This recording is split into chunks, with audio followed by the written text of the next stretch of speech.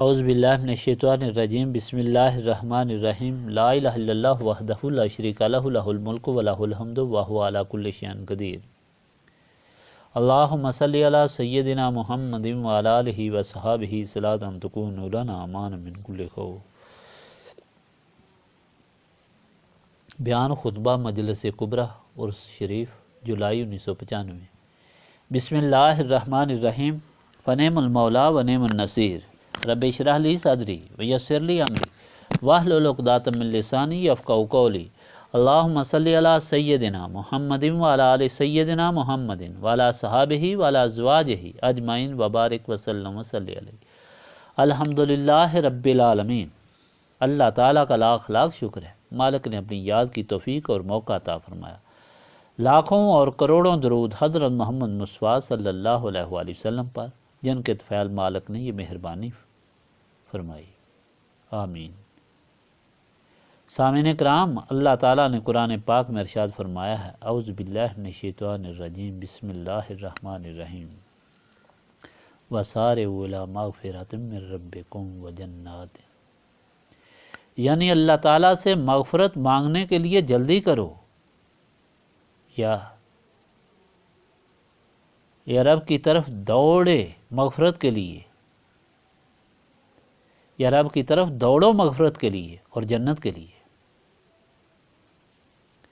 نبی پاک صلی اللہ علیہ وآلہ وسلم نے فرمایا کہ انسان کو اپنی زندگی اور وقت کو غنیمت جان کر 7 چیزوں سے پہلے اللہ تعالیٰ کی طرف رجوع کرنا چاہیے۔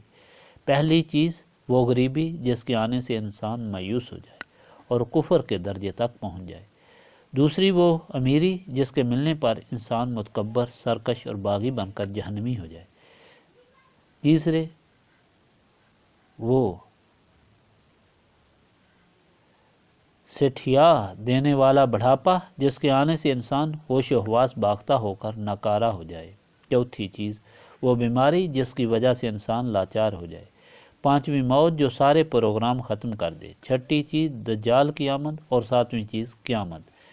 یہ ہر شخص نفسا نفسی کے عالم میں ہوگا۔ اب یہ ساری چیزیں ہیں جن کا کسی کو علم نہیں کہ کب آئیں گی۔ اچھا بھلا انسان ہوتا ہے، مگر ایسی بیماری آتی ہے کہ دم بخود رہ جاتا ہے۔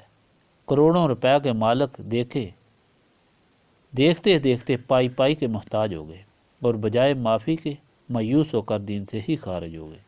تاریخ پکار پکار کر فرعون، نمرود اور شداد کے قصے سنا رہی ہے کہ کس طرح بے کسی اور بے بسی کے عالم میں اللہ تعالیٰ نے انہیں عزت، دولت اور جاہ سے نوازا، اتنا نوازا کہ وہ آپے سے باہر ہو گئے۔ دینے والے کو بھول کر اپنے گیت گانے لگے، اور انجام دونوں جہانوں کی ذلت اور رسوائی ملی۔ کون ہے جو زندہ رہے اور بڑھاپے کے صراع سے محفوظ رہے؟ نسیاں، کمزوری، بے بسی اور محتاجی یہ بڑھاپے کے پھل ہیں جو ہر صورت پیر فرتوت کو لگتے ہیں، اور اپنی شرم کی یاد نہیں رہی تو اور کیا یاد رہے گا؟ اور پھر کون ہے جو موت سے محفوظ ہے یا سدا زندہ رہے گا؟ اس دنیا میں آیا ہے، اسے ضرور جانا ہے۔ کل نفس ذائقۃ الموت۔ اور آج تک کسی کو علم نہ ہو سکا کہ کب موت نے آنا ہے۔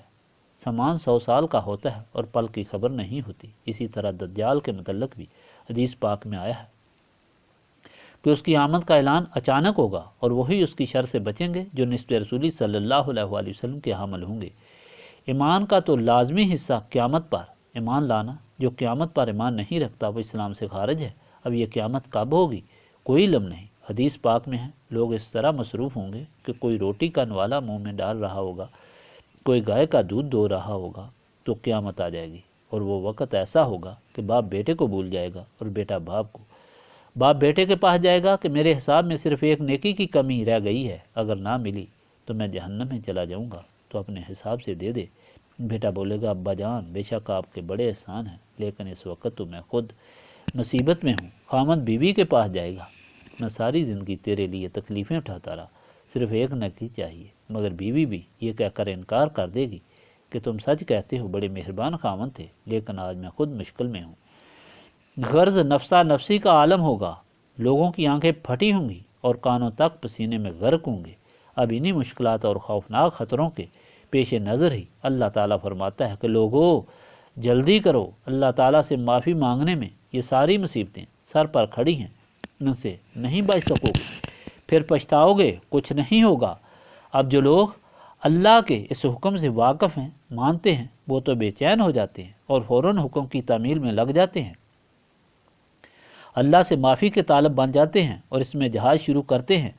اب ان کے سامنے یہ مسئلہ ہوتا ہے کہ اللہ سے معافی مانگنے کا طریقہ کون سا ہے اور بہترین طریقہ کون سا ہے۔ اس کا علاج بھی رحمان و رحیم نے بتا دیا ہے، اس کے پیارے رسول مقبول صلی اللہ علیہ وآلہ وسلم نے سنا دیا۔ قرآن پاک ہدایت سے بھرا پڑا ہے اور حکم یہ ہے، یا ایھا الذین آمنوا اتقوا اللہ وابتغوا الیہ الوسیلۃ وجاہدوا فی سبیلہ لعلکم تفلحون۔ اے ایمان والو، اللہ سے ڈرو، جو مان گئے ہو کہ اللہ ہی خالق و مالک ہے اور سچ ہے، تو پھر اس سے ڈرو اور اس کی تابعداری اختیار کرو، اس کے بتائے ہوئے پسندیدہ راستے پر چلو اور اس کے لیے وسیلہ پکڑو تاکہ تمہیں نجات ملے۔ اب وسیلہ کیا ہے؟ کھلے لفظوں میں اس کا مطلب ہے ذریعہ، اور کون ہو سکتا ہے؟ وہی راہبر جو راستے کا علم رکھنے والا، قرآن سے واقف ہے، صاحب قرآن سے واقف، مالک قرآن سے واقف ہے۔ قرآن سے دل لگانے کے لیے بھی وسیلہ چاہیے۔ جو لوگ اس سے محروم ہوتے ہیں وہ اللہ تعالیٰ کی نعمتوں سے محروم ہوتے ہیں۔ مغفرت جس کی طرف دوڑنے کا حکم ہے اس سے محروم ہوتے ہیں۔ سامعین کرام، نبی پاک صلی اللہ علیہ وآلہ وسلم نے ہی ہم کو یہ بتایا کہ اللہ تعالیٰ کی یاد میں تمہاری نجات ہے۔ نبی پاک صلی اللہ علیہ وآلہ وسلم کے اس فرمان کے مطابق، اللہ تعالیٰ کے حکم کے مطابق ہی آپ لوگ یہاں آج اس اجتماع میں جمع ہوئے ہیں۔ آپ اپنے گھروں سے، اپنی مصروفیات سے، اپنی خوشیوں سے، اپنی محبتوں سے، اپنے دکھوں سے بھاگ کر یہاں آئے ہیں اور یہ یقین رکھ کر آئے ہیں کہ آپ یہاں کر اللہ تعالیٰ کی مغفرت حاصل کریں گے، آپ کو معافی ملے گی، آپ کے گناہ معاف ہوں گے، اس لیے کہ آپ کو علم ہوا اور اللہ تعالیٰ نے آپ کو علم دیا۔ یہاں اللہ تعالیٰ کے بندے اللہ تعالیٰ کو یاد کریں گے، جس میں شامل ہونے سے آپ کے گناہ معاف ہوں گے اور آپ کے گناہ نیکیوں میں تبدیل ہوں گے، کیونکہ اللہ تعالیٰ کو یاد کرنے والوں کی محفل کی برکت یہ ہے، اور یہ اللہ تعالیٰ کا فرمان ہے۔ نبی پاک صلی اللہ علیہ وآلہ وسلم جب مبعوث ہوئے، لوگوں کو مغفرت کی دعوت دی، متکبر اور سرکشوں نے انکار کر دیا، غریبوں اور مسکینوں نے حضور کی چادر کے نیچے ہی اپنی فلاح سمجھی اور اکٹھے ہو گئے۔ مشرکین مکہ کو یہ بھی اچھا نہ لگا تو یہ پیغام بھیجا کہ ہم آپ کے پاس بیٹھ کر آپ کا کلام سننا چاہتے ہیں، لیکن آپ کی محفل میں ہمارے غلام اور محتاج لوگ ہوتے ہیں، ہمیں ان کے ساتھ بیٹھنے سے شرم آتی ہے، ان کے کپڑوں سے بو آتی ہے، اگر آپ صلی اللہ علیہ وآلہ وسلم ان کو اٹھا دیں تو ہم حاضر ہوں گے۔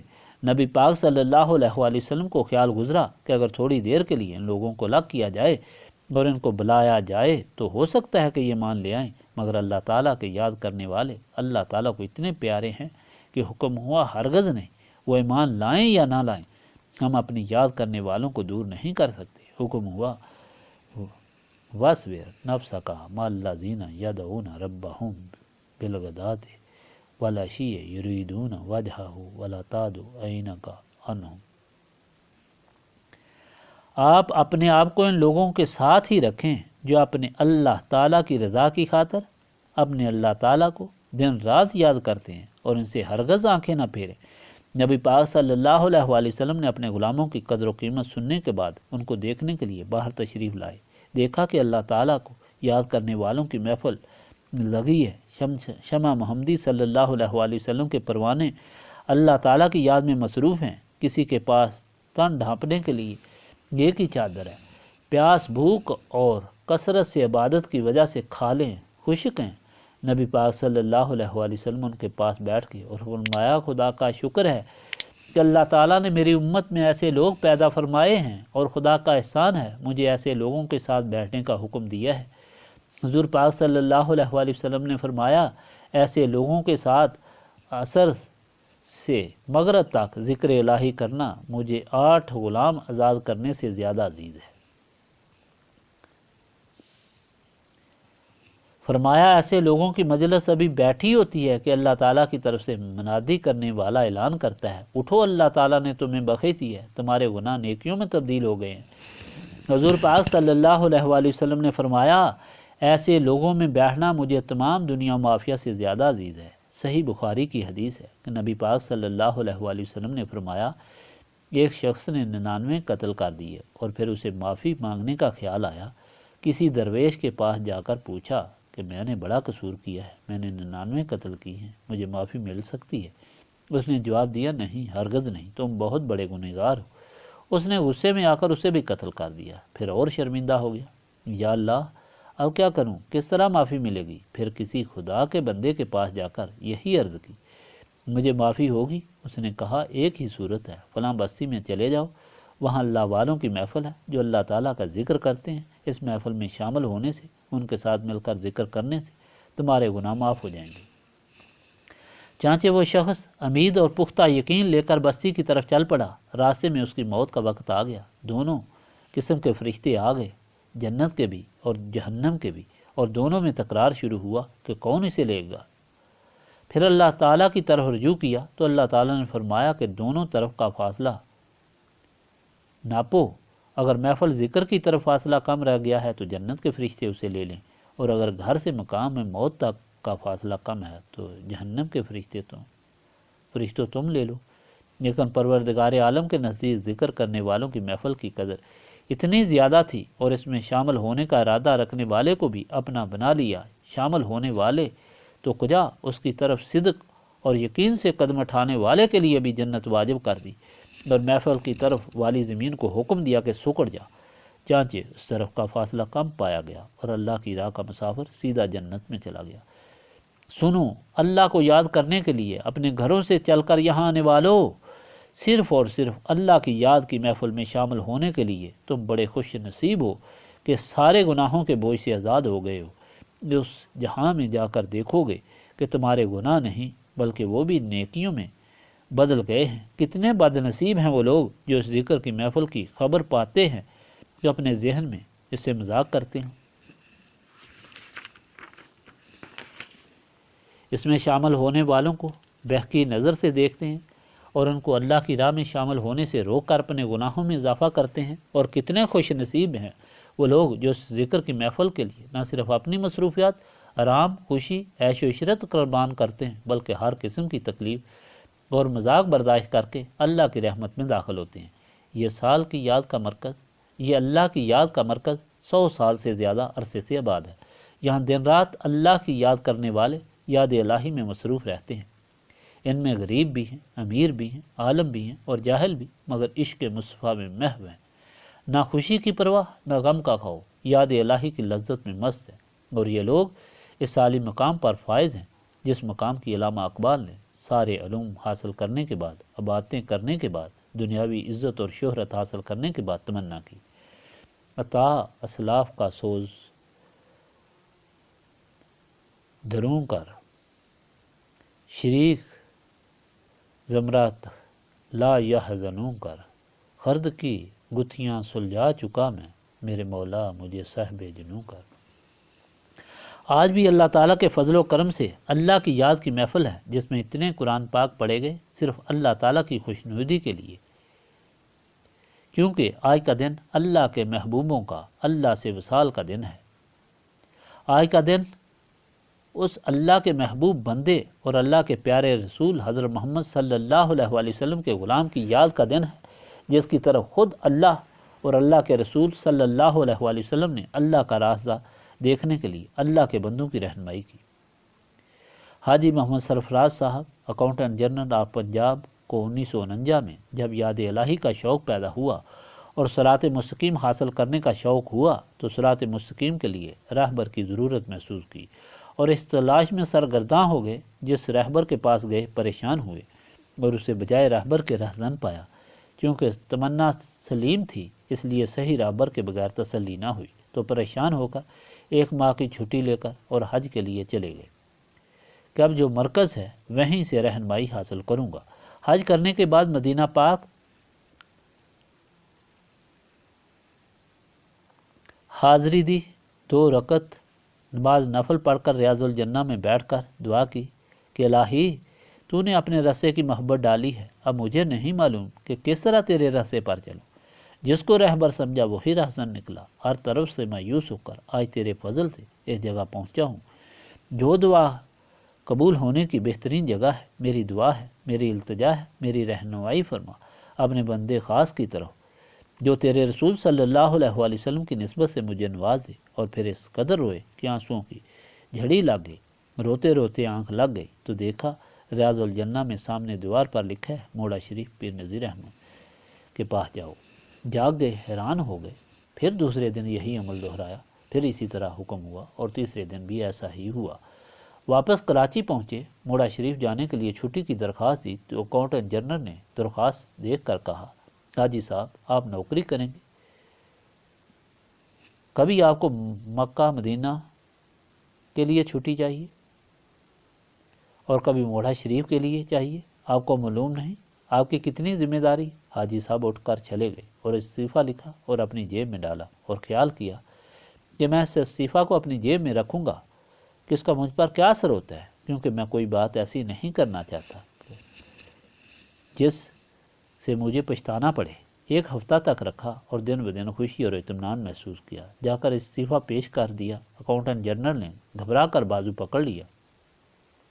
حاجی صاحب کیا کر رہے ہیں؟ اتنی بڑی نوکری کو چھوڑ رہے ہیں، حالانکہ آپ کے چھوٹے چھوٹے بچے ہیں۔ حاجی صاحب نے بازو چھڑاتے ہوئے کہا، آپ کے لیے اتنا کافی ہے کہ میں بڑی تسلی سے جا رہا ہوں۔ اور موڑا شریف آ گئے۔ موڑا شریف پہنچنے پر دربار سے باہر ایک بوڑھا خلیفہ ملا اور پوچھا کہ آپ کراچی سے آئے ہیں؟ حاجی صاحب نے کہا کہ ہاں۔